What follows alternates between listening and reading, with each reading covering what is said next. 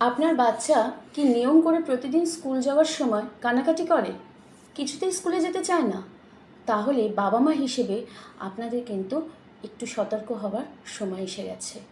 হতে পারে এটা ওর কোনো একটা ডিসকমফর্ট বা অস্বস্তিকে ইন্ডিকেট করছে।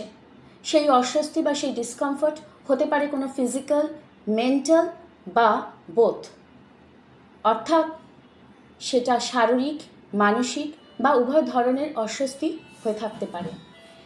এমনকি এটা যদি ও স্কুলে পুলকারে যেয়ে থাকে তাহলে পুলকারে যাওয়ার সময়, অথবা স্কুলে গিয়ে স্কুল চলাকালীন কোনো রকম অস্বস্তিকে ইন্ডিকেট করতে পারে। তাহলে এখন উপায়, প্রথমত এই ব্যাপারটাকে ও ছোট মানুষ বলে কখনোই ইগনোর বা অবহেলা করে যাওয়া উচিত নয়। 2 নম্বর হচ্ছে ওকে জিজ্ঞেস করুন, পারলে ওকে একা কাছে টেনে নিয়ে আপনি জিজ্ঞেস করুন যে কি বিশেষ কারণের জন্যে ও এত কান্নাকাটি করছে, ও স্কুলে কিছুতে যেতে চায় না। হতে পারে ওর স্কুলের কোনো বন্ধুবান্ধব, ওর কোনো টিচার বা স্কুলের কোনো স্টাফ, এমনকি ও যদি পুলকারে যেয়ে থাকে তাহলে পুলকারের কোনো স্টাফ, কেউ না কেউ তাদের সম্পর্কে আপনি প্রত্যেকের সম্পর্কে ওর থেকে জানুন। এছাড়াও ও কাদের সাথে মিশছে, ওর কারা ফ্রেন্ডস স্কুলে, তাদের সম্পর্কে ইন ডিটেল সমস্ত ইনফরমেশন ওর থেকে কালেক্ট করুন। এর জন্যে, এই কান্নাকাটি করার জন্যে, স্কুলে না যাওয়ার জন্যে বকাবকিটা একদমই করবেন না, আর মারধরের কোনো প্রশ্নই ওঠে না। কারণ এতে ও আরও ভয় পেয়ে যাবে এবং নিজেকে আরও গুটিয়ে নেবে।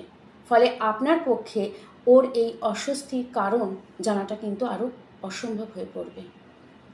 আর সবশেষে বলি, সারাদিনে অন্তত পক্ষে আধ ঘন্টা থেকে 1 ঘন্টা আপনি ওর সাথে সময় কাটান, কোয়ালিটি টাইম স্পেন্ড করুন, যাতে ওর নিজের স্কুলের সকল অভিজ্ঞতা, ওর বন্ধু বান্ধব, স্কুলে যাতায়াতের পথের সকল অভিজ্ঞতা, সব কিছু যাতে আপনাকে ফ্রিলি, নির্দ্বিধায় আপনার সঙ্গে শেয়ার করতে পারে, আপনাকে বলতে পারে।